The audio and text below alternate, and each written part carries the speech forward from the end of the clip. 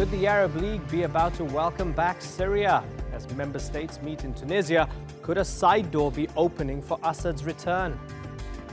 I'm Imran Garta, and today's newsmaker is the Syrian regime's push for legitimacy.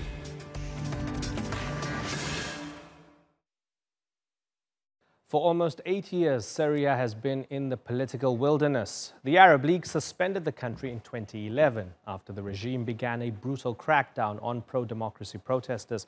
But as Bashar al-Assad regains control over much of the territory he's lost, there are signs of a diplomatic thaw. Despite it being off the summit's agenda in Tunis, Syria has been invited to be present at the Arab League Parliament.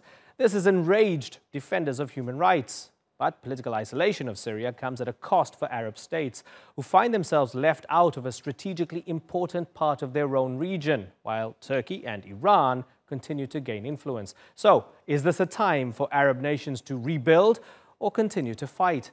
Melinda Nucifora has more.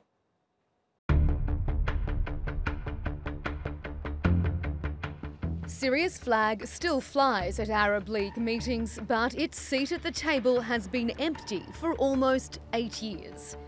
The Arab League is an association of 22 countries aimed at strengthening political, economic and cultural ties. Syria was expelled from the group in 2011. It's scenes like these, captured in grainy mobile phone videos, that the League says forced its hand. Bashar al-Assad's deadly crackdown on anti-government protesters in 2011 led to a war that has killed 500,000 people and displaced millions more. We cannot be neutral on this issue. We cannot be neutral on a matter of daily violence and bloodshed. Never. But for some League members, that strong stance has eroded as Assad forces regain control over much of their lost territory. In December, Sudan's president became the first Arab leader to visit Damascus since the war began. Later that month, the United Arab Emirates reopened its embassy in the Syrian capital. And just 2 weeks ago, after an 8-year absence, Syria was invited back into the Arab Inter-Parliamentary Union, a collective of 16 countries representing the interests of Arab citizens. We hope Syria can return to the Arabic world in an all-round way. Apart from the AIPU conference, we hope it will also attend the Arab League summit meetings in future. But for other League members, that's still a step too far. Syria's readmission into the Arab League is linked to progress in its political situation. I think it is too early, and I think this is the view of the Arab League in general. A vote on Syria's return isn't on the formal agenda for Sunday's League meeting in Tunisia, but it is expected to feature in sideline discussions. The war may not be over, but Syria's diplomatic exile might soon be. Melinda Nucifora, the newsmakers. Well, joining me now from Casablanca is Mukhtar Lamani. He's a diplomat whose 30-year career has included heading the office of the UN Arab League Joint Special Representative in Syria from 2012 to 2014. Sir, good to talk to you once again. So, Arab League Summit coming up, and we're hearing that there's a possibility that Syria might be readmitted, invited to come back. Is that ever likely? For sure it's going to be readmitted, but probably not in this session. You know, in the Arab League, one of the reasons why it's not working very well, everything should be taken by consensus. And till now, when I see all the declarations, there's no consensus. And more than that, so just yesterday, the Assistant Secretary General put 2 conditions for readmitting, that one of them is totally unrealistic. Actually, both are unrealistic. The first one is to find a political solution, which is not there yet. And the second one is about the ties between Syria and Iran, which is, you know, they couldn't do anything for the relation with Syria prior to the crisis before 2011. How can they do it now with all the complicated situations? So I don't expect it's going to happen during this session, although a few weeks ago they readmitted Syria in the Arab Parliamentarian Union, but I don't think at the level of the summit it's going to happen this time. You know, you spoke about one of those conditions being a political solution. Let me ask you, as a veteran diplomat, as somebody who's seen this before in other conflicts and has experienced Syria from its inception to now in terms of the conflict, let me ask you, whatever political settlement there is, will it be a bad one? I don't think it's on the table yet. The agendas are, very, very conflicting agendas on the ground. And also you have to add to that one of the characteristics of the Syrian crisis, that it exists at three levels, internal, regional, and international. So with lots of actors, and with these conflicting agendas, it's not there, even if the government, is thinking that they are doing very good. But when you see all the aspects of the crisis, nothing is, I don't personally expect anything to happen in the coming months, about the political solution. More than that, they are not tired of fighting. When I'm talking just about Syrians themselves, we saw it just last week with the president of Syria trying to have the statue of his father all over. It's still, reactions and revenge, and so nobody is sincere about a real political solution. Are you completely pessimistic? Yes, I am. And of course, if you link it to what's happening in Iraq, in the whole area of the Arab world, I'm not that optimistic about the future, with the current actors and with the regional and international complications. Okay, we're hearing it from the distinguished diplomat himself. Mukhtar Lamani, it's been a pleasure having you back on the Newsmakers. Great to talk to you, as always. Let's broaden the conversation out now. Joining me now from Washington, D.C. is Bassam Barabandi, a former Syrian diplomat and founder of the opposition movement People Demand Change. In Beirut is journalist Noor Samaha, who's also a visiting fellow at the European Council on Foreign Relations. And Samuel Ramani is a researcher at Oxford University specializing in Russian foreign policy. Thanks for joining us. Let's broaden this out. Bassam Barabandi, you heard Mukhtar Lamani. Thank you. I remember being on a panel with him and Stefan de Mistura, and both of them, Stefan de Mistura was the optimist, and then he resigned about a month later. Mukhtar Lamani was saying, there's just no hope, there's too many things to solve out. When you hear that level of pessimism, and you think of the summit coming up in Tunis, do you have any hope? Actually, it's insane to raise that issue by the Arab leagues, when they just start to think to bring the regime that they killed 500,000 Syrians, the refugees problem, and all these cases, and I think the audience, they know, so I will not go into it. And they still think that regime should come back and should be legitimized. That's very big question marks about how much they learn from the people needs, what the people are hope in their own countries. So to raise that issue by itself, it shows that how much the Arab leaders are far away from the people of from Arabia by itself. But Bassam, sorry to interrupt you, and I hate interrupting you. I'm sorry, Bassam, I hate interrupting you. The fact that with Russian help and with Iranian help, whether you like it or not, Assad has a lot of strength and a lot of momentum. Isn't it just the pragmatic thing to do to say, yes, let's sit at the table and discuss now? As I told you, it's insane to legitimize such a criminal regime, except if some Arab leaders, they endorse what Assad did. So we take this away now. The second point, which is very important, that Syria today is a battle fight between Iran and United States. So any legitimizing to Assad, this real politics, any legitimizing to Assad is legitimizing Iranian role in Syria. And here, the Arab League is, as far as I see it from DC, they don't have their own decisions. They have to listen to the Americans. They have to watch their steps very well. If they endorse Assad, endorse Iran. If they endorse Iran, they will be in conflict with the United States. So it's not their own decisions. That's why I don't see they will be able to make that decisions with understanding it's insane to raise the issue firsthand. Okay, got it. Noor, the fact that it's been floated that Syria could possibly be readmitted to the Arab League at this stage, even though the war's not over, what does that tell us about the current state of events? Well, I think, first off, it tells us that different Arab states are looking after their own interests, and they recognize that the Syrian government has managed to survive after 8 years of war, and that to protect their own interests, whether it's Jordan and its economic crisis, or Lebanon and the refugee and economic crisis, or even the Emirates and trying to limit the expansion in some way or influence of Qatar and Turkey, for them it makes sense to re-establish relations with Damascus. And they're already doing that independently. Essentially, whether it'll be now or in 6 months or in 2 years, it will be rubber stamped by the Arab League. And Samuel, the Arab League will meet, but are they effectively the junior partners in this? Because the real difference is made diplomatically by Turkey, by Russia, by Iran, by other states.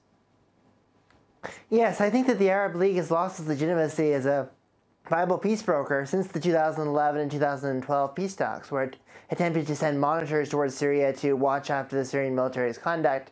It offered them 2 peace proposals, and the Assad regime flagrantly rejected it. So it's hard to imagine Assad taking the Arab League more credibly this time than he did then, even if they do offer them the olive branch of returning to it.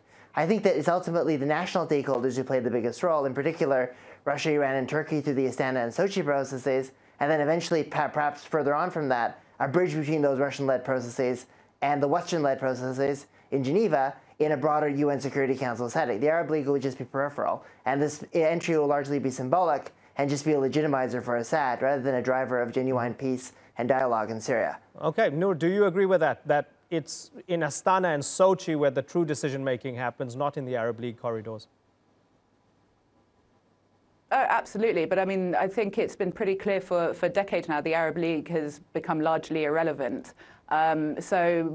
Damascus isn't waiting to be legitimized by the Arab League, and it's already doing what it needs to do through its independent tracks and via Iran and Turkey, via Iran and Russia as well. So whether or not it gets accepted to the Arab League isn't a priority for it. Bassam Barabandi, do you care deeply about what will be said in Tunis at all? No, nobody cares about it. I mean, just 2 days before Trump announced that the Golan Heights, or the Golans, it's not only heights, the Golan area is part of the Israelis, and what the Arab Leagues did. And before they considered the Jerusalem as part of the Israel, or the capital of the occupation of Israel. So what they did nothing. So for me, whatever they do, it's useless, or I will not waste my time watching what they are doing. But I will back to the question that you asked before. Again, from United States perspective, the aim is to counter Iran. So Turkey, Russia, Astana movement or Sochi movement, if this is the way to kick Iran out of Syria, I think the United States will endorse it. If this is mechanism will empower Iran, I think the United States will block it. Arab Leagues, if their movement is to take Iran out, I think the United States will endorse it. They will push that. If they think that this movement will be very much endorsing Iran occupation of Syria, I think the Americans and the Western will block it. Right. My point, Arab Leagues is irrelevant in that perspective. Yeah, and I'm curious because I have this opportunity to ask you right now, as somebody who's anti-Assad and in the Syrian opposition, what do you make tactically of the Golan Heights decision? Because the likes of Lindsey Graham and the president have been saying, well, you know, it helps stop Assad and Iran and Hezbollah. So, I mean, in that sense, sure, Syrian sovereignty over Golan, but in some ways, are you happy that it would rather be fully under Israeli control? Absolutely no. Tell me. Absolutely no. This Syrian lands, and I asked the decision makers in the United States that what difference in Israeli security 1 week from now and today? What your decision give Israel from security perspective? And they have no answer for it. They know it's very much political statement, very much political steps. It doesn't have legal binding issue. It doesn't give Israeli any further security. It creates more instability in the area. It gives more Iran, Hezbollah slogans to talk to their loyalists that look what we have in Golan Heights. Now we have a new fight. It's very much political statement to support Netanyahu and support Trump Christian evangelical base. rather than it's really something that we should count on. This land is Syrian land, and it will be Syrian land. And Noor, how's that resonating in Lebanon? Is it likely to exacerbate things? No, I mean, I think it's what the Americans did with the Golan is it basically made very clear to everyone that America is not an honest broker, and that any negotiations that were to happen in the future, America will not be part of it, because they've proven to be unable to be objective and be able to carry this forward. So I think from Lebanon's perspective, it's definitely not. It's not been anything that's surprising. If anything, it's just cemented the fact that America is not interested in peace in the region and is just interested in supporting its ally Israel. And I don't think that anything that America has been doing in the region differs from that. Right. Okay, I'm short on time, so I apologize, but I have to wrap. Bassam, Noor, and Samuel, I thank you all for joining us here on the Newsmakers, and Mukhtar Lamani. Thank you for having us as well.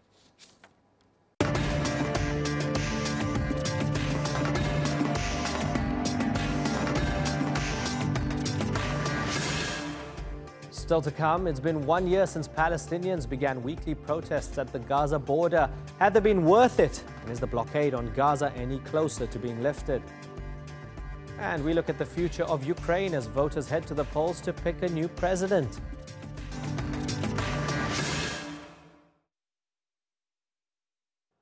A year ago, thousands of Gazans confronted Israeli troops as they marched to the border to demand an end to Israel's blockade.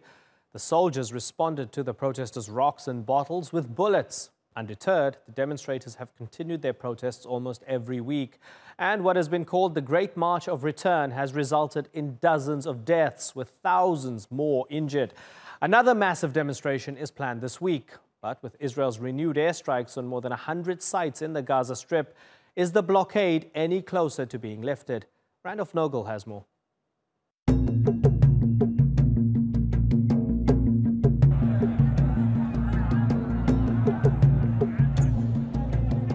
For 1 year, a weekly day of prayer has also been a day of bloodshed in the Gaza Strip.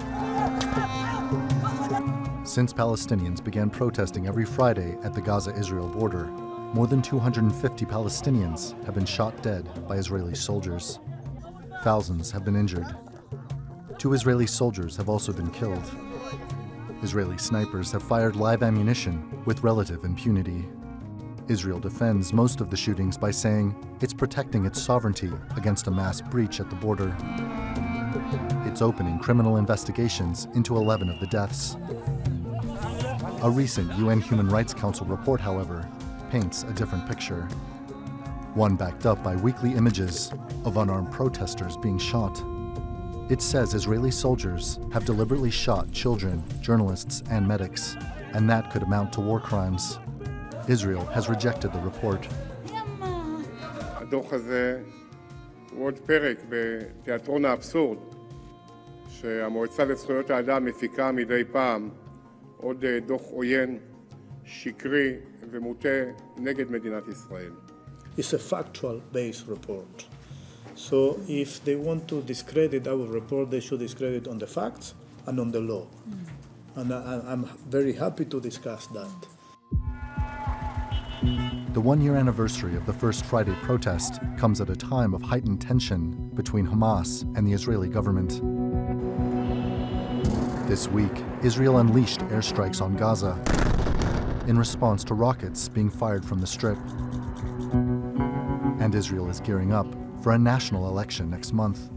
Prime Minister Benjamin Netanyahu has vowed a strong response to any attacks coming from Gaza. We are prepared to do a lot more. We will do what is necessary to defend our people and to defend our state.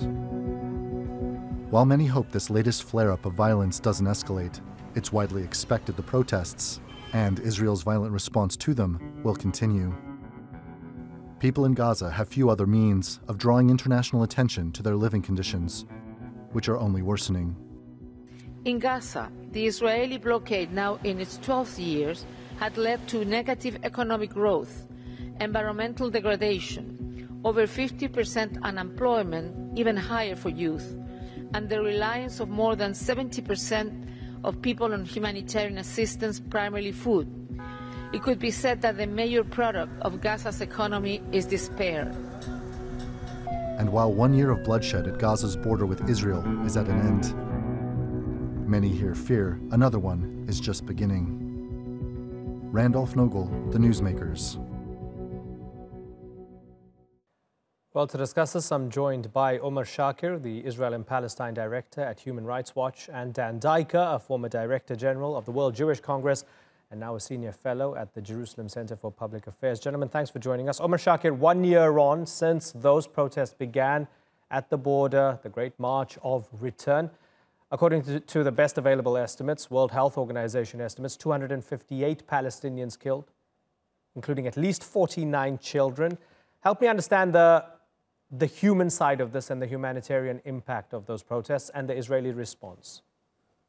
Absolutely. So Palestinians, for much of the last year, have taken to the fences between Israel and Gaza to protest Israel's over decade-long closure of the Gaza Strip, among other things.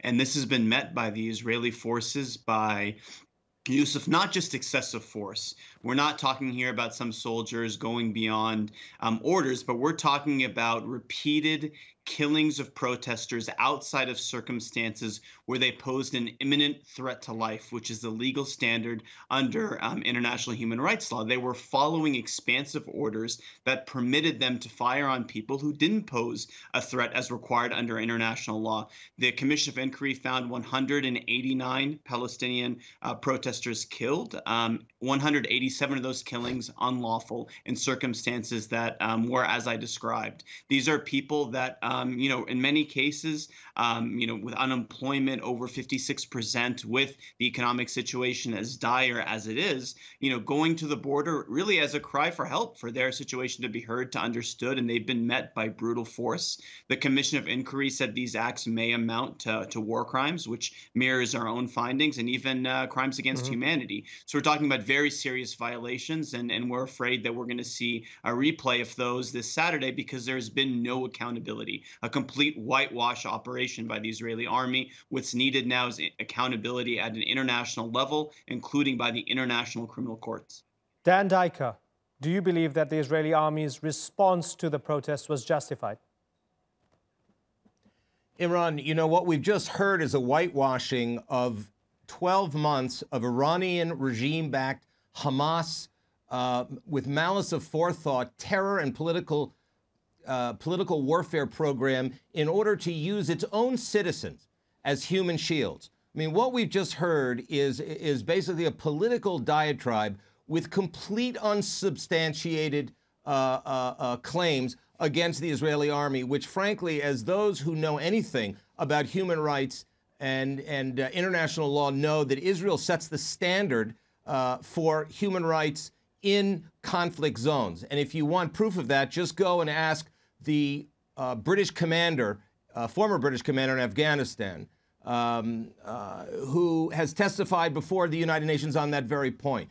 The notion that Human Rights Watch and other international human rights organizations refuse to investigate the Iranian regime's $100 million program in order to sacrifice, with Hamas's operational support, children and women in Gaza. Israel's open fire orders are among the strictest in the world, and they only open fire on people, the vast majority of whom, in the case of Gaza, were Hamas operatives that are trying to cut through the border fence to kill and capture Israeli citizens.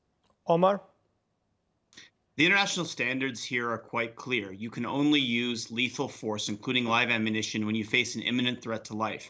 Quite simply, being in a no-go zone, even damaging a fence, whether it be the U.S.-Mexico border, whether it be the fences separating Gaza and Israel, is not an excuse to open fire. This is not some position that Human Rights Watch has articulated on its own. It's the standards enshrined in international law. It repeats findings that the Commission of Inquiry, many other organizations have repeated. The reality is we document we've documented abuses by all parties, including Hamas's recent crackdown on dissent. But the fact that and by the way, it's many of the same protesters who were on the fence that are the ones being cracked down by in the recent episode in Gaza. The fact that Hamas is not a license to open fire and kill them. If you had a protest in New York City in which you even had ex-felons on the street, that would not permit the U.S. police to gun them down, including clearly marked journalists and medics. Quite simply, what we are telling you is the result of months of our own investigations and independent investigations done by other international advocates. You can take that or some assertion from somebody who hasn't spent that time documenting that these are Iranian-backed whatevers. That has nothing to do with use of force. It turns on what circumstances did you fire on individuals. And the Israelis, by their own admission in a petition to the Supreme Court, argued for the right to do so in a way that's flagrantly in violation of international law. Dan, come in. You know, Omar uses the words international law and has very little understanding of what he's talking about, because anybody who knows anything about international law knows that there are no international standards for dealing with international terrorist groups like the Islamist Hamas backed by the Iranian regime.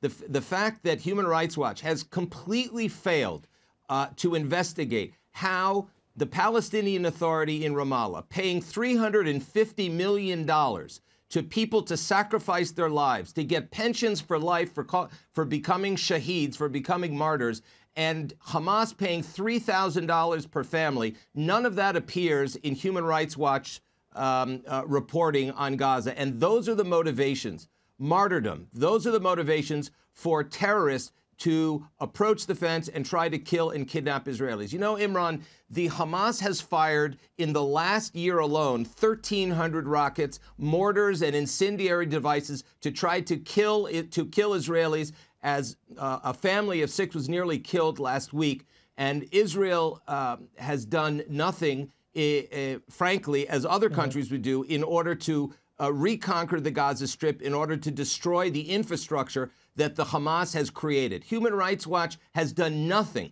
to investigate the Iranian and North Korean weaponry that is completely poisoned the Gaza Strip. You made the point. Dan, let me ask you something. Omar has made the point, and this has been well documented, that a lot of the protesters who go to the border every week, and especially a lot of the protesters who were there last summer at the height of it, are those who are on the streets today against Hamas. Hamas is beating them up, right? They're protesting things like... Hamas is doing worse than beating them up. Okay, Hamas is torturing its own people. And listen, we spoke about this 2 days ago, and Omar was debating someone from Hamas who was calling him names and questioning his credibility, as you are right now. But be that as it may, let me ask you, Dan, if their plan is martyrdom, why are they protesting lack of jobs? Why are they protesting fuel prices?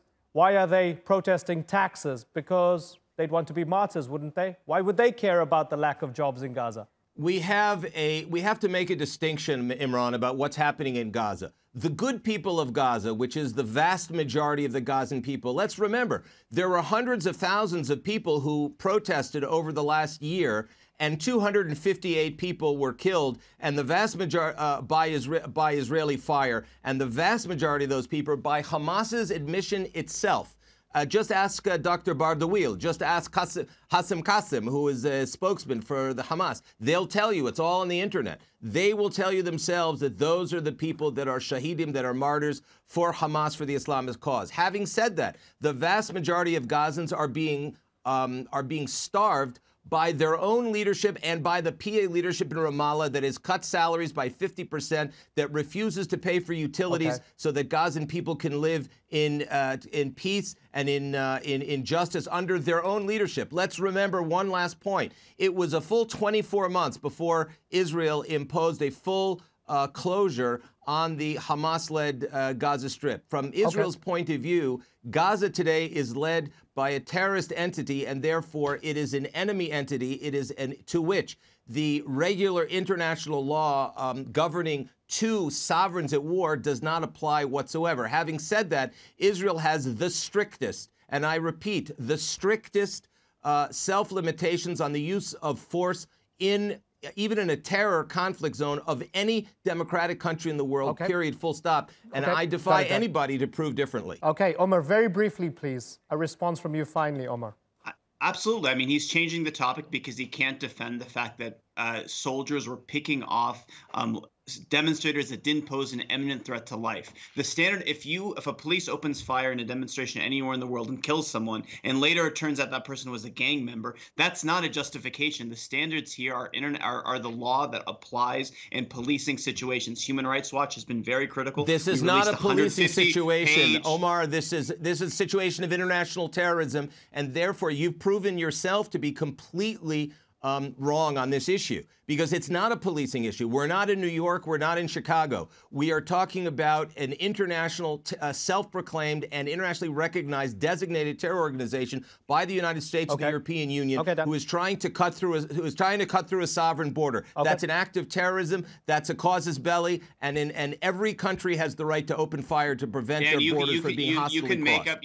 You can make up your own rules as you wish, but that's not what international law is. There's standards on policing, whether that policing be Israel with protesters in front of them, whether it be anywhere in the world. We apply the same rules everywhere. It's the same rules we apply when we look at the human rights standards of the PA, Hamas, or Israel. You just don't like it because you don't like the answer, which is that Israeli forces likely committed. No, I like it. I just don't. I don't like lies, fabrications. Okay, gentlemen. Lies and fabrications by politically driven organizations that call themselves human rights will just simply not cut it. Not you and not anyone else. Let me thank you both. Let's get the perspective from within Gaza now, where we're joined by Hamas's former health minister, Bassem Naim. Mr. Naim, thanks for joining us. You heard what preceded you there. The perspective from the Israelis is that Hamas is sacrificing the lives of innocent people by pushing them to the border to be killed by the Israelis. Is that what's happening? Thank you very much. But I have to say the organization of your program was that I should not have a chance to meet with this criminal in the same program, and therefore I am not happy to hear such a killer talking on behalf of international law. We invite all perspectives. You're speaking after him. You're not even talking to him directly. So if you could answer my question, I'd appreciate it. Yes. We'll organize the program now. We're having you afterwards. And we thank you for joining us. So please go ahead, answer the question. Second, if he really talking about respecting human rights law, why he was scared to allow many of the human rights committees to investigate the events around the fence. Second, we are not talking about a border. Israel itself, it doesn't recognize it as a border. They are talking about a security fence. Third, by international law, Gaza Strip is still an occupied territory, and Israel is the occupying power, and Israel is responsible for the life of 2 million people. It is not allowed to blackmail 2 million people because the Israelis are not happy with this government or with this government. Third, as Omar said, it is not an excuse to kill someone because he is affiliated to Hamas or Fatah or BFLB or Jihad, who is protesting peacefully. And this is also fixed by the international inquiry independent committee to investigate the events around the fence, which is not a border, even by Israel. It is not recognized as a border. That these peaceful, these demonstrations were peacefully, popular peaceful demonstrations around the border. Most of the videos, most of the events where young people and women and children killed were at least 200, 300 or 400 meters away from the fence. People of Gaza, they are not trying to penetrate a legitimate, recognized, internationally recognized border. They are knocking the doors of a prison, an open-air prison, to call for a dignified and free life. Okay, and let me ask you then, because this is a year since the protest began and about 9 months since the height of the protests, hundreds of Palestinians died, many children, as we mentioned, died.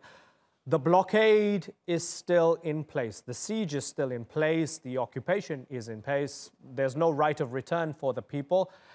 And it's almost well known that if the people move towards the border, the Israelis, whatever their reasons, whatever their excuse, they're going to gun people down, whether people are Hamas or not. Is it still then worth it to have Palestinians in Gaza lose their lives over these protests? First of all, it is always worth it to protest for dignity and freedom. It is not acceptable from Gazans to accept to die in peace and to die in hunger and to die in poverty and to die because of illnesses here and there. There is no choice. But this, sorry to describe it, this shameful situation should be directed to the international community first and to Israelis second, because the international community have the tools to oblige the Israelis to respect the international law, and Israel as an occupying power have to respect the international law and to care for 2 million people, the life of 2 million people. It is not allowed simply to watch Israelis gunning down children and women and keeping silent, or by being part of a quartet, which, I mean, including the UN, which is besieging the Gaza Strip. I think that the right response to these criminal, brutal policies of the Israelis is to announce lifting the siege immediately and unconditionally and giving 2 million Palestinians to live like any people around the world in dignity and freedom. Right. Bassem Naim, pleasure having you on the Newsmakers. I thank you very much for joining us. And earlier, Omar Shakir from Human Rights Watch and Dan Diker as well. Thanks again.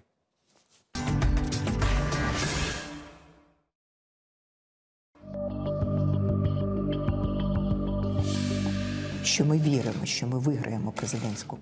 believe that we will win the presidential campaign and that the president and his criminal and corrupt environment will be brought to justice, because the prosecutor general that will be appointed, unlike today, will not be a relative of the current president, and unlike today, will not work for the benefit of the president and his corrupt environment.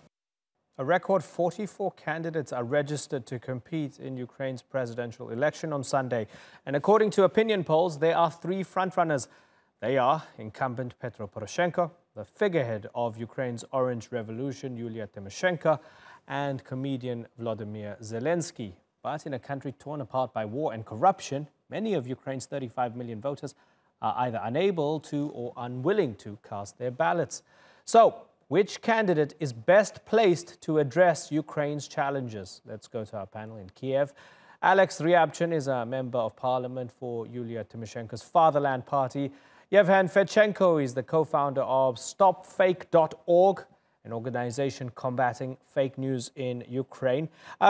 So, Alex, in the interest of fairness, I'm not going to ask you for your sort of political slogans from Yulia Tymoshenko's perspective, because we don't have a panel where everybody else can have their say. But I would be interested to hear from you as to why you think the polls say, out of the 3 frontrunners, the comedian Volodymyr Zelensky is the one that most Ukrainians are turning to as the anti-establishment candidate. Why?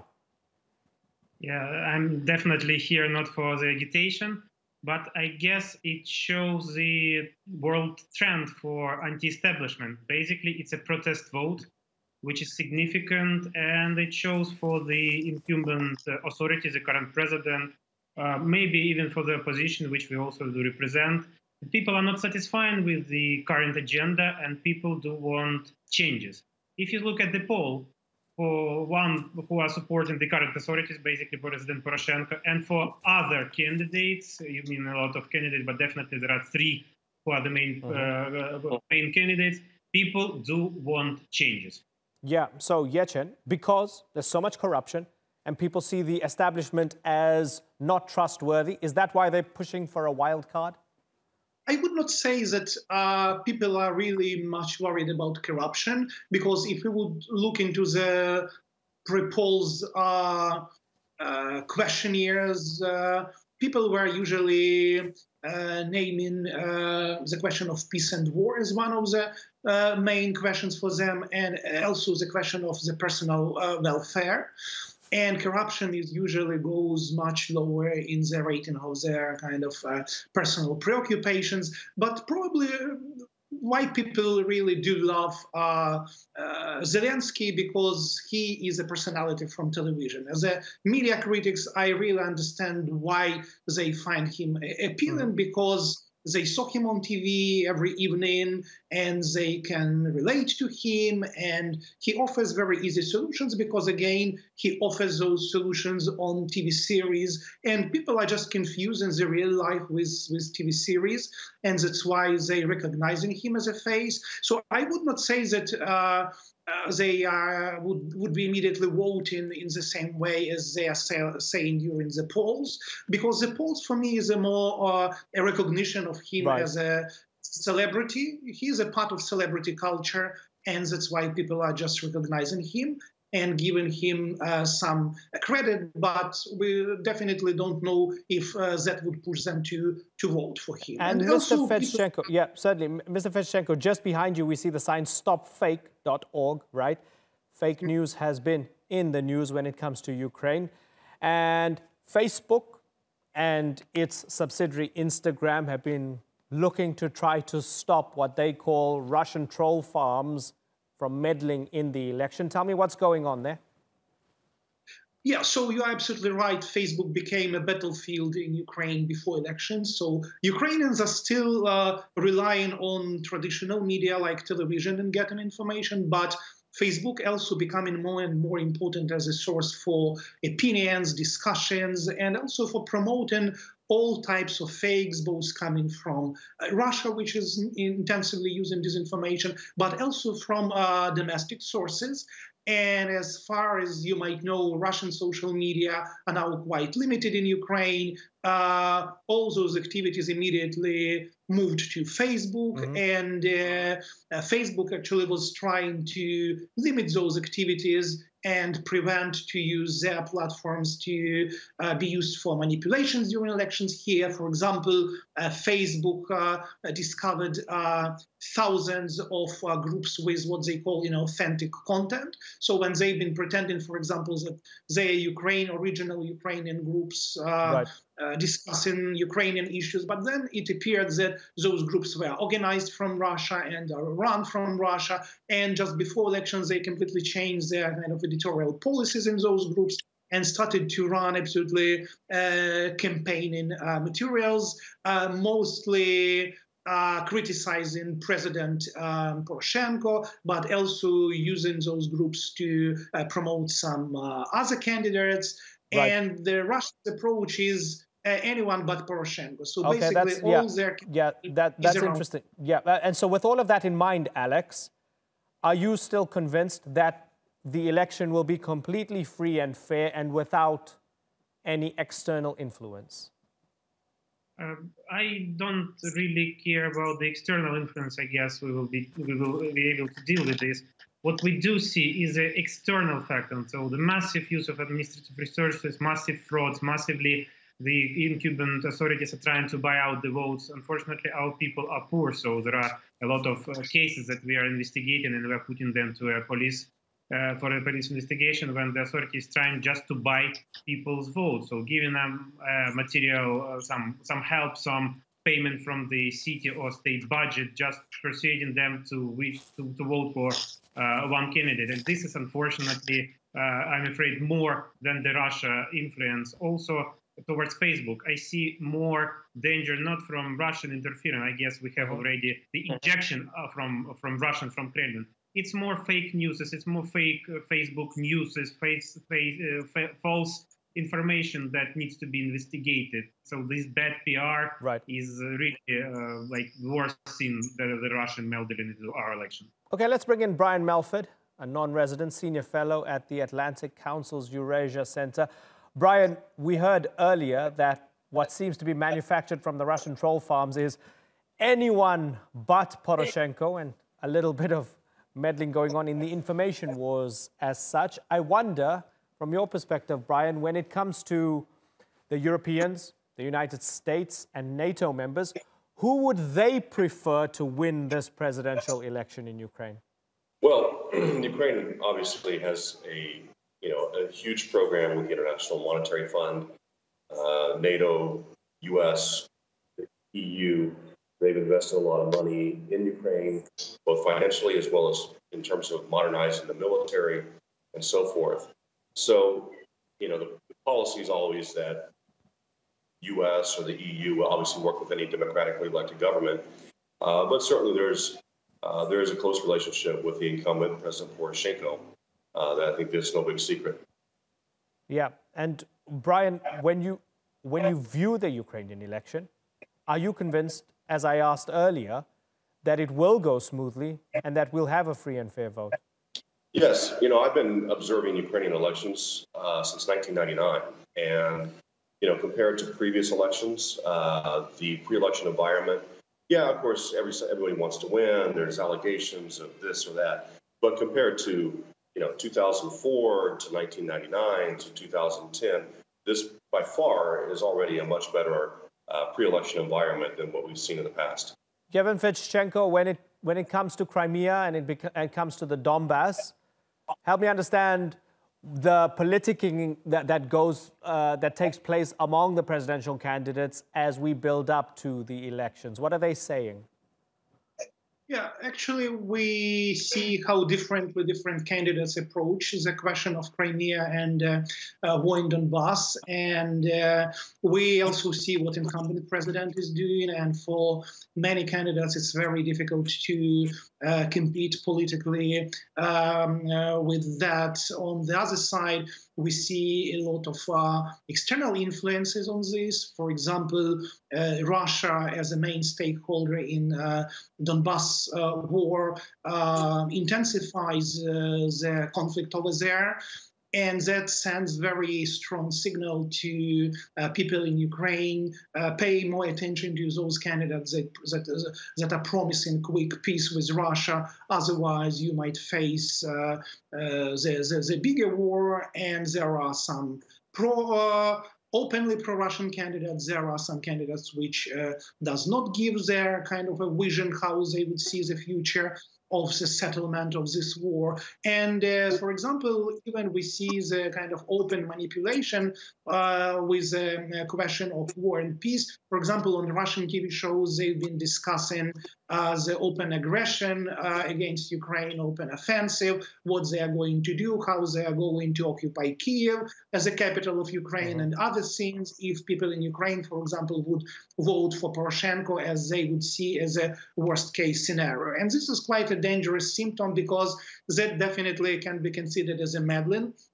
in Ukrainian election by using the fear of war and basically terrorizing Ukrainians with possibility of the bigger war. On another hand, we also see a lot of speculations around these elections because, for example, Russia is already suggesting that this elections are unfair and illegitimate, and they really try to create this feeling of chaos and uncontrollability, which is happening here. And they already do different steps to make sure that there would be some frustration and uncertainty in the world about how the process is organized and how fair those elections are.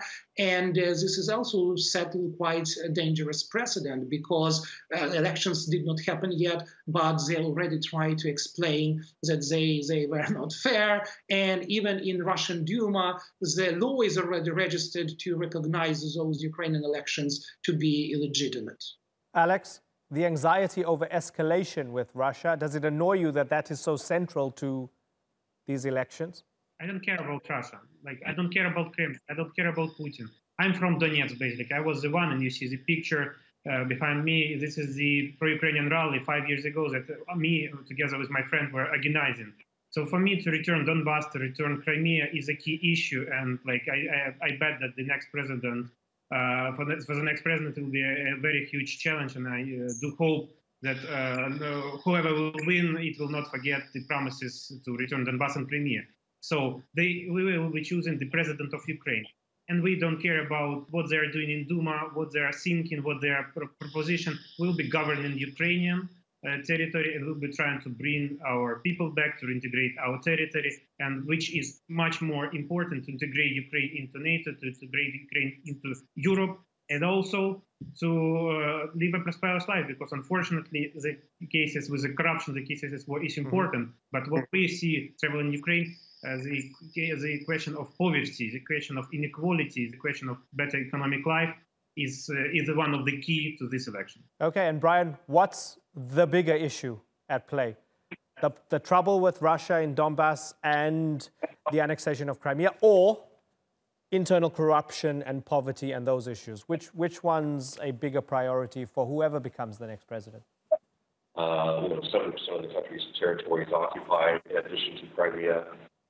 This is a major problem that whoever's president is going to have to continue to work on. Work with the international partners, the U.S., EU, and then obviously, the difficulties working with Russia. Those are huge issues, but also economic issues are always important. Corruption issues. Most Ukrainians, it's a pocketbook. They got to vote for pocketbooks, and what's better for them. They realize that the Russian issue is not to be solved by alone. See Russia, Vladimir Putin, playing a big role in that, but along with Ukraine's international partners. So, as always, pocketbook issues are important. Are people doing better financially than they were? And that's some people want to get the first and second round. Okay, gentlemen, I'm out of time. But I thank you very much for joining us here on the Newsmakers, and good luck with the elections.